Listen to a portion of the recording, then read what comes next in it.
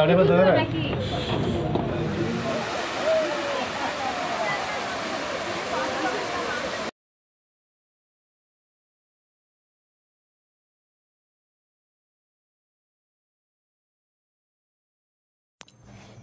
গল্পটা 2023 সালের পুজোর ছুটিতে পৌঁছে গেছিলাম ভাইজ্যাগ।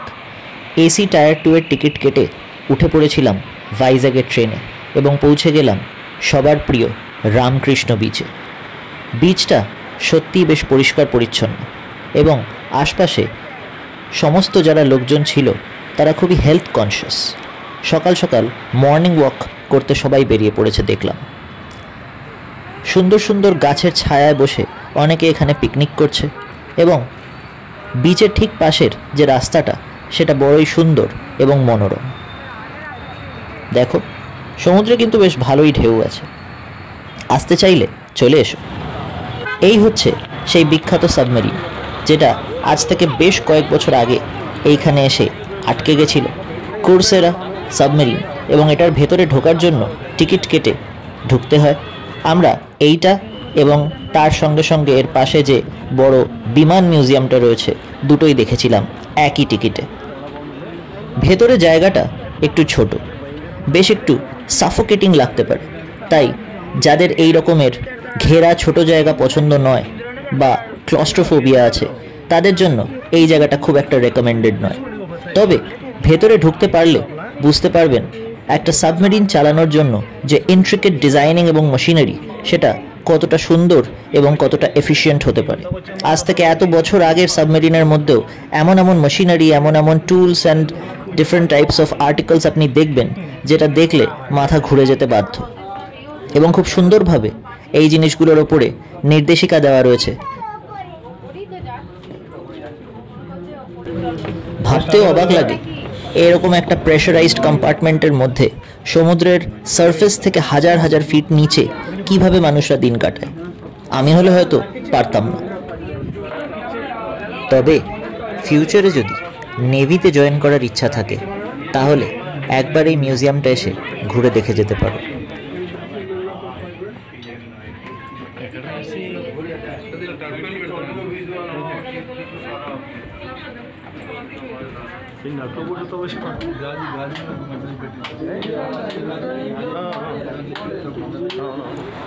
এইটি হলো সেই বিখ্যাত টেনেটি পার্ক বিচ, যেই বিচে বাংলাদেশের একটি প্রায় 3000 টনের জাহাজ এসে এই সমুদ্র সৈকতে আটকে পড়ে 2020 সালে। এখনকার দিনে ট্যুরিস্টরা এই জাহাজ দেখতে যেতে পারে এবং তার সামনে দাঁড়িয়ে বিভিন্ন অ্যাঙ্গেলস থেকে ছবি তুলতে পারে।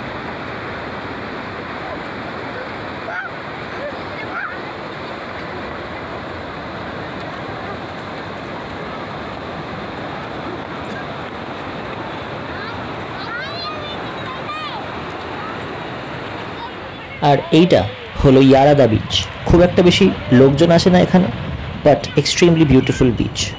প্রথমবার বিচের ধারে পাথরের ওপরে এইভাবে শ্যাওলা গজাতে দেখলাম। পাহাড়ের মাঝখান দিয়ে এই সুন্দর বাঁধানো রাস্তা দিয়ে ড্রাইভ করে যাওয়ার আনন্দ মুখে বলে বোঝানো যাবে না। দুপাশে সবুজ পাহাড় এবং মাঝখান দিয়ে চওড়া রাস্তা দিয়ে ছুটে চলেছে আমাদের গাড়ি আমাদের পরবর্তী ট্যুরিস্ট অ্যাট্রাকশনের দিকে।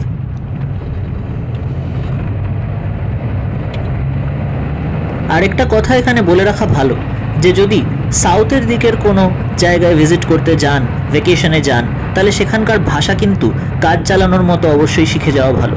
যতই আজকের দিনে আমরা গুগল ট্রান্সলেটের উপরে ভরসা করি না কেন, একটু একটু ভাষা না জানলে কিন্তু সমস্যা হতে পারে। বাসে উঠতে পারবেন না, লোকালসদের সাথে ইন্টারঅ্যাক্ট করতে পারবেন না, তাই একটু একটু ভাষা কিন্তু শিখে রাখা ভালো।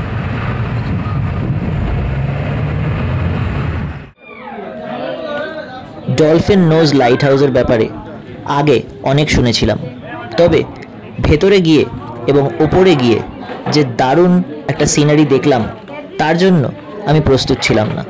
যদিও ওঠার সময় বেশ একটু বেগ পেতে হয়েছিল, কিন্তু ওপরে ওঠার পরে সেই সকল পরিশ্রম সার্থক হয়েছে। ওখানকার ভিডিও তুলতে পারিনি বটে, তবে এই ছবিটাই যথেষ্ট। এই সুন্দর সবুজে ঘেরা রাস্তায় আমাদের সঙ্গী এবং পথপ্রদর্শক এই হলুদ কালো অটো, বিশাখাপত্তনমের একদম সিগনেচার ট্রান্সপোর্ট। আমাদের নেক্সট পয়েন্ট ছিল রস হিল চার্চ। তবে চার্চে ঢোকার আগে চার্চের বাইরে রেলিংয়ের ধারে দাঁড়িয়ে এই অপরূপ সুন্দর ছোট্ট পোর্টটি দেখতে পেলাম। দারুণ একটা সিনারিও। আপনারা আসলে নিশ্চয়ই এই জায়গাটায় দাঁড়িয়ে বেশ কিছু ফটোজ ক্লিক করতে পারেন এবং ভিডিওস তুলতে পারেন। কত পড়ে জানো এটা?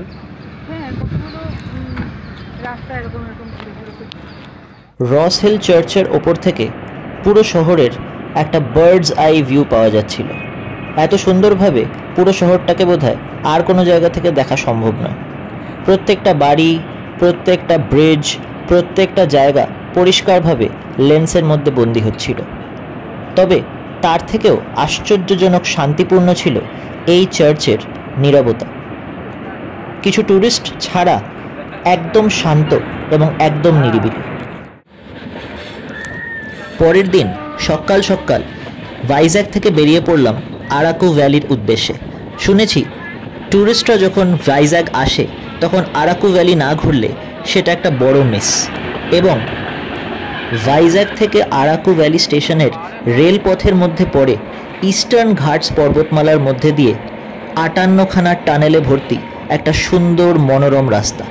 এই 58খানা টানেল গুনতে গুনতে এবং প্রকৃতির মনোরম শোভা দেখতে দেখতে আমরা পৌঁছে গেলাম আরাকু ভ্যালি।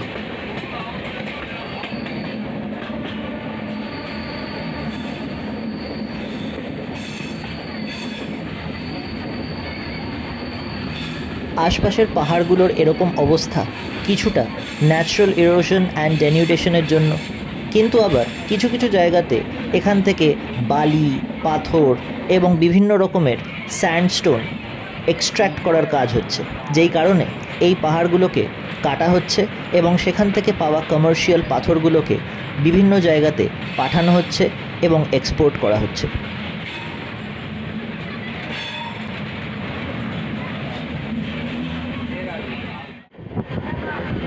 ইস্টার্ন ঘাট মাউন্টেন রেঞ্জের সাথে হিমালয়ান মাউন্টেন রেঞ্জের একটা বিশাল পার্থক্য আছে। পাহাড়গুলো সবুজে ঘেরা, কিন্তু একটা পাহাড়ও অতখানি উচ্চতায় পৌঁছাতে পারেনি যেখানে তার ওপরে বরফ দেখা যাবে। যদিও ট্রেনের মধ্যে করে যেতে যেতে এই সবুজে ঘেরা পাহাড়গুলো দেখতে বেশ ভালোই লাগছিল, তবে এই পাহাড়গুলো কিন্তু হিমালয়াসের সাথে কম্প্যারেবল নয়। যদি আসল পাহাড় দেখতে চাও তাহলে হিমালয় যায়, এইখানে এসে লাভ নাই।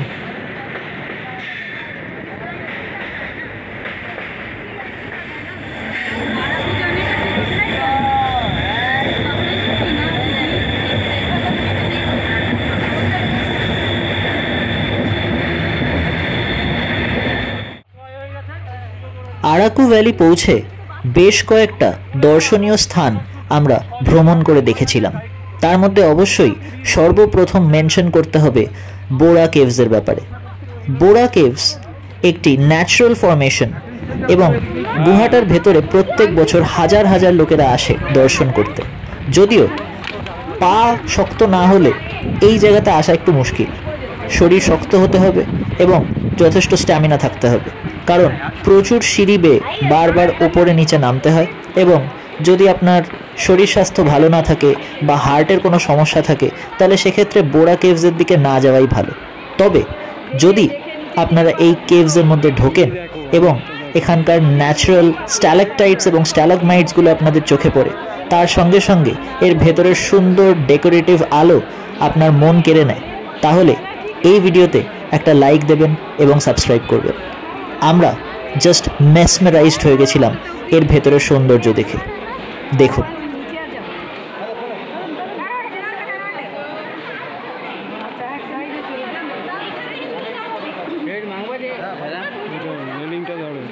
রেলিংটা ধরে নাও।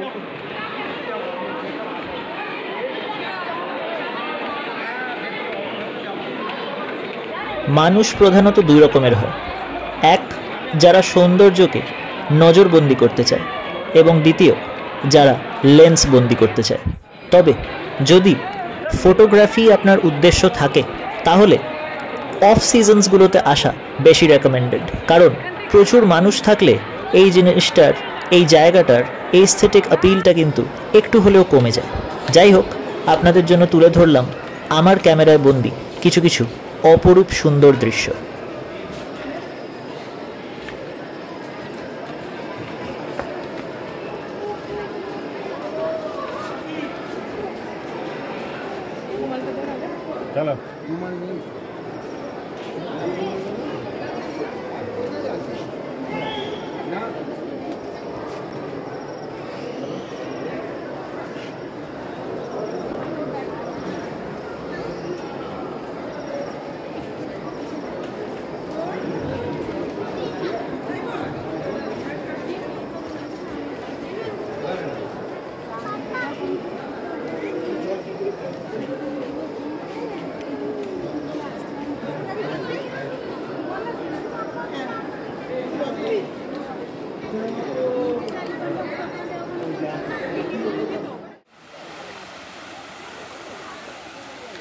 এইটা হলো অনন্তগিরি ওয়াটারফল, আরাকু ভ্যালির একটা প্রাইম ট্যুরিস্ট ডেস্টিনেশন।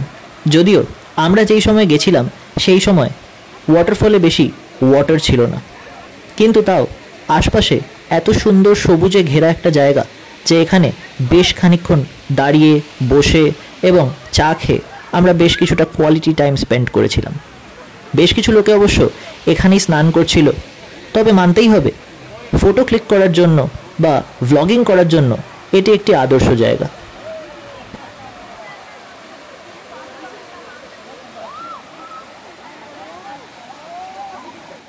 অবশ্য জলটা কিন্তু বেশ ঠান্ডা আর পাথরগুলো বেশ পিচ্ছিল, তাই যাওয়ার সময় প্রপার ফুটওয়্যার পরে যাবেন, না হলে কিন্তু সমস্যা হতে পারে। বাবা মাইক লাগিয়ে ব্যাম্বু চিকেন। বিশাখাপত্তনমের ব্যাম্বু চিকেনটা অনেকটা আমাদের বাংলার ঝালমুড়ির মতো, রনে বনে জলে জঙ্গলে সব জায়গাতেই পাওয়া যায়।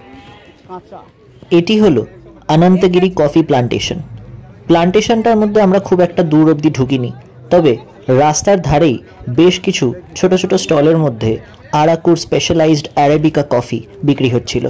আমরাও কিনেছিলাম কিছুটা, এবং আমাদের সঙ্গে সঙ্গে আরও প্রচুর ট্যুরিস্ট দেখলাম এখান থেকে কফি টেস্ট করছেন এবং কফি কিনে নিয়ে যাচ্ছেন। টেস্ট করাটা কিন্তু ফ্রি নয়।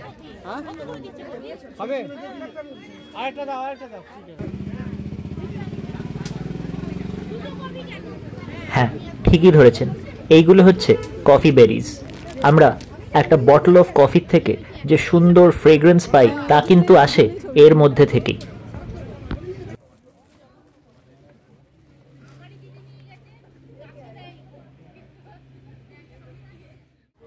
ফেরার পথে চলে এসেছিলাম ট্রাইবাল মিউজিয়াম।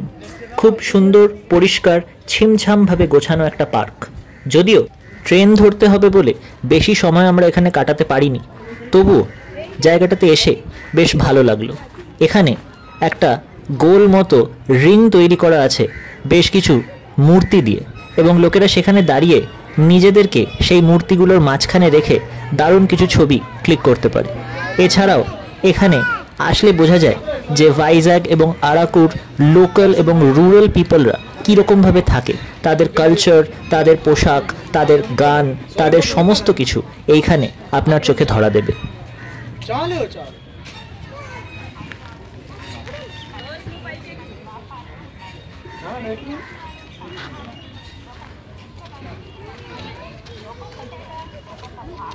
এই যে এই জায়গাটার কথাই বলছিলাম, মূর্তিগুলো দেখে প্রথমবারে বোঝাই যাবে না যে এগুলো মূর্তি। আরাকু থেকে আমরা আবার ট্রেন ধরে ফিরে চললাম ভাইজ্যাগ। পরের দিন ভাইজ্যাগ থেকে ফেরার দিন ছিল। এই ট্রিপটা অনেকটা আন্ডার রেটেড থেকে গেছে। অন্য সমস্ত ট্যুরসগুলোর ছবি, ভিডিওস, ভ্লগস আপলোড করেছি ঠিকই, বাট এই ট্রিপটার কোনো কিছুই তেমন একটা আপলোড করা হয়নি। তাই অনেক দিন পরে ভাবলাম যে এই স্মৃতিগুলোকেও ইউটিউবে আপলোড করে রাখা ভালো, নয়তো কি জানি কবে হারিয়ে যাবে। যদি ভিডিওটা ভালো লেগে থাকে তাহলে লাইক দেবেন, সাবস্ক্রাইব করবেন। আরও ভালো ভালো ভিডিও নিয়ে আসছি খুব শিগগিরই। ততদিন অবধি নমস্কার, ভালো থাকবেন, ধন্যবাদ।